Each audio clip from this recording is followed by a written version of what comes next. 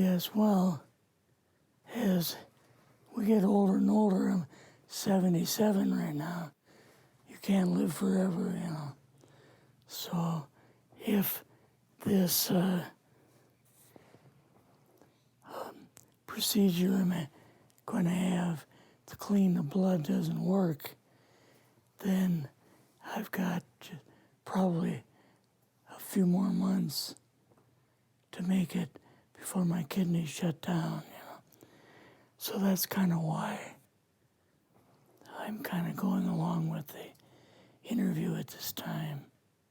You're seeing that what you went through is just too important for people not to know about. Yeah. Yeah. Can you just, can we start at the beginning with your military career and just walk through what exactly your experiences were? Was drafted into the military and got into the U.S. Army. After that, I was sent to the Signal Training Center in eastern United States. What year would this be? 58. I went through the signal training course. And at that time, I went through the radio teletype course and also the cryptography course, crypto. They had 5 instructors that were getting out of military service. So they pulled the top 5 students, and I was 3rd in the class. So I got pulled as an instructor. Now, were you at this time also working yet for CIA? No. Not yet? No. After one day, my boss came to me, and he said, how would you like to, make some extra money? And I said, oh, money is good. So he explained to me that he could put it through, would have to get a top secret White House Q clearance for the job, And I thought, boy, must be a pretty exclusive thing, And I said, well, what is this? And he said that I'm director for the CIA for Eastern United States, And I said, oh, I didn't know that. And he said, you weren't supposed to. After about 6 weeks, my security clearance came through, and I got my CIA card. It was an ID card, like a credit card, where I could just go up to the door and slice it, walk right in. And my name at that time, I used a artificial name too. Never used my real name. I started working with him on the project he was on, and that was Project Blue Book, which was kind of partially a fraud. You're saying some of the Blue Book cases were completely fictitious? Yes. But the cases that we got came from, I think it was Fort Belvoir, Maryland. Fort Belvoir? Yeah. And it didn't come from the Pentagon, or it didn't come from CIA headquarters. But we would get reports about a certain sighting that they had in Mexico or Italy or something like that.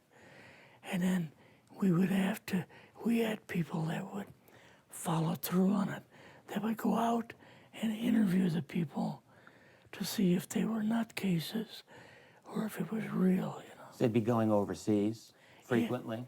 Yeah, I wasn't, but I always stayed statewide. But the people we had working with us from the CIA would do that. We would get like a new report probably a couple times a week. I was coming into the Army fresh off the farm, so I really didn't have much knowledge of anything, but my boss filled me in on Project Blue Book and what they had found so far. as far as grays and aliens and the Roswell incident. How did you feel when this first got dumped on you?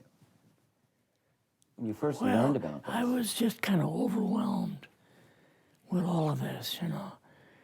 And I said to him, I don't know if I'm going to be able to be a judge of this type of thing. What's real, what's not, when I don't have much knowledge of it, you know. So... What did he say?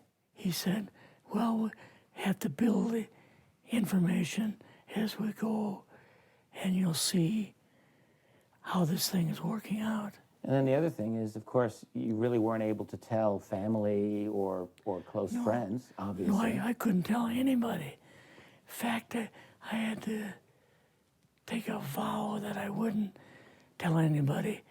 A lot of it for 40 years, and more of it for 50 years, which is up in 2010. You're doing all this crypto work. You're looking at images, photographs, video. It's 1958, maybe the fall of 58. What happened after this? At that time, the Project Blue Book thing kind of went pot, you know. If you remember, back in those days, they kind of declared it as a nothing, you know. Mm-hmm. Right. And they were telling the world all UFOs are misidentifications, hoaxes, balloons. Psychological issues, whatever. Yes. Yeah.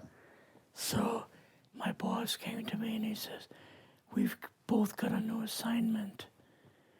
And he says, oh, I said, where are we going?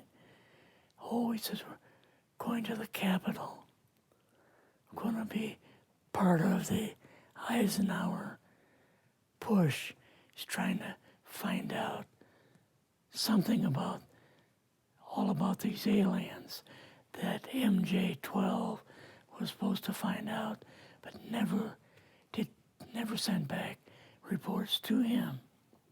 The MJ-12, the UFO control group, were they calling it MJ-12 at that time? Yes.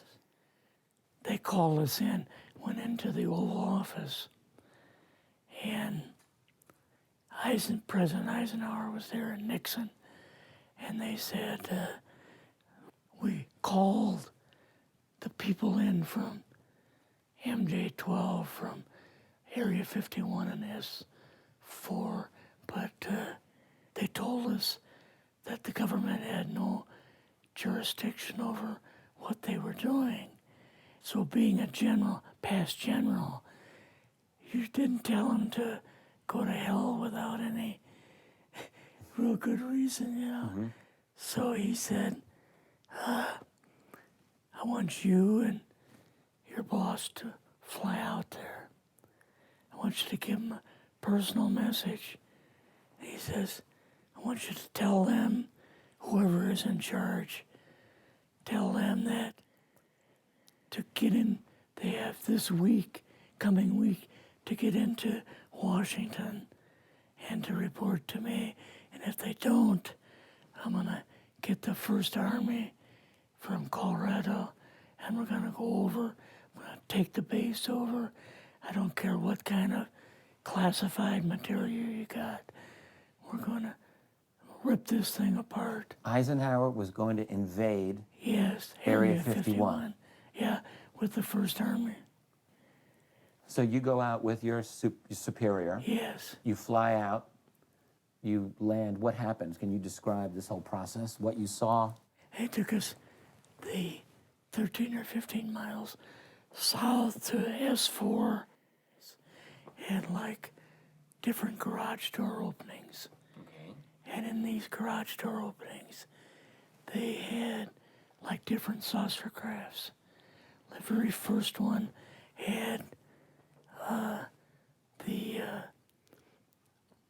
Roswell craft in. It was kind of crashed up, but apparently every alien that was in it died except for a couple. So you see the Roswell craft, and what are some of the others that you see? Well, the Roswell craft was really strange because it looked like real heavy aluminum foil. We could rock next to it, and you could rock it. The whole thing probably weighed 150, 300 pounds. Could they tell what the source of power was of this craft? Yeah, it was like a reverse gravitational thing of some kind.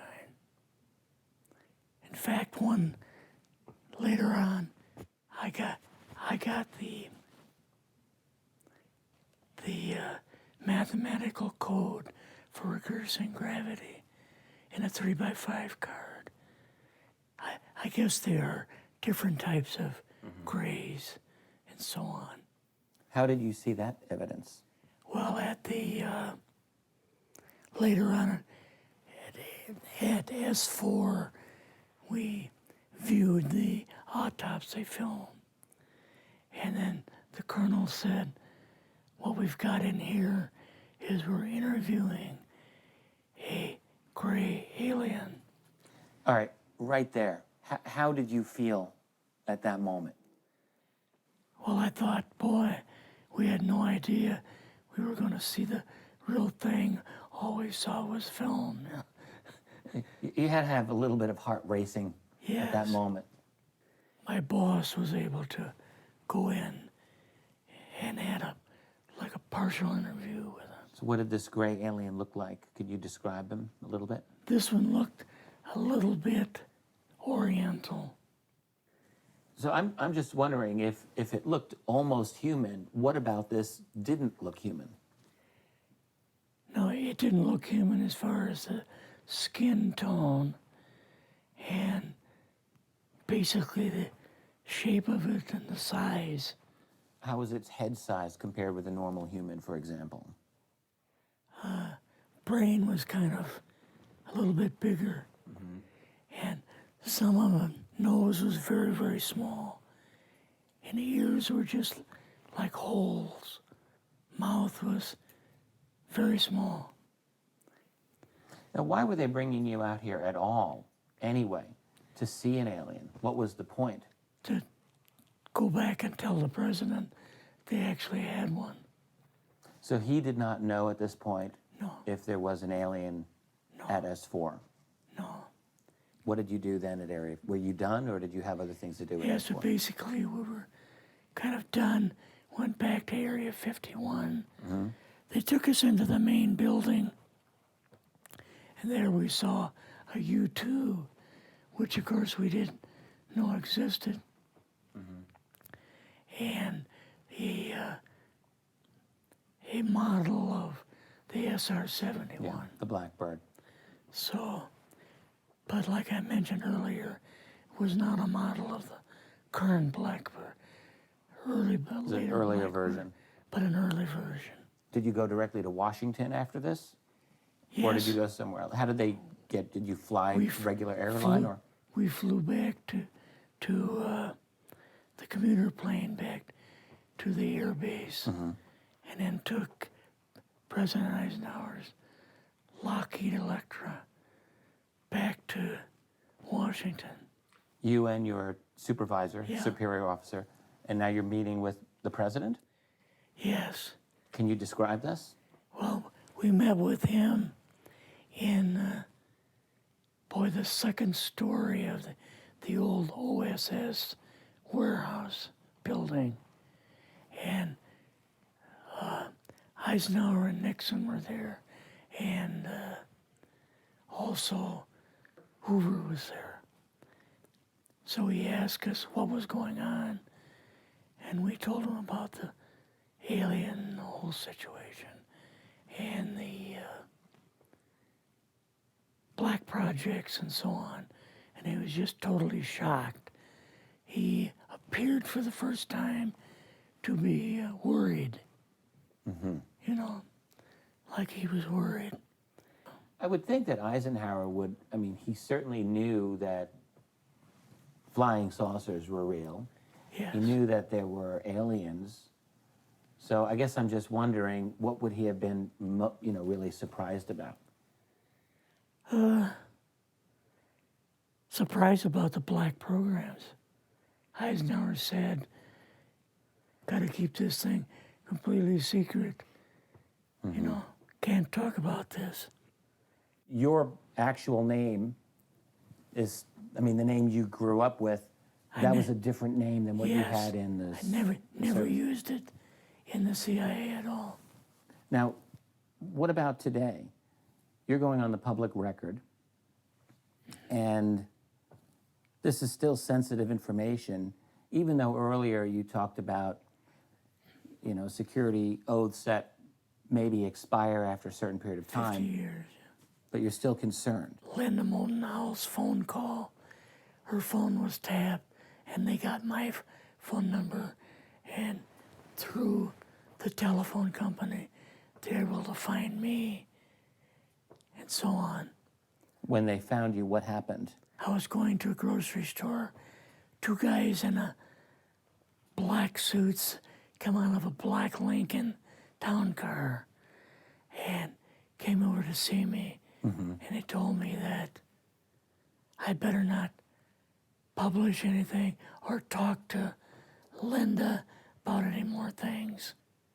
So at that time, I did, you know, I stopped. That was enough to intimidate you. Yes. Rather remain anonymous. Never show my face on anything. Really, thank you for doing this. Yes. This was, I guess, kind of a good idea because I feel much better having talked about it.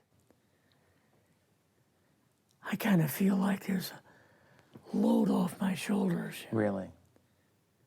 because I had an awful lot of secrets that I had kept over the years.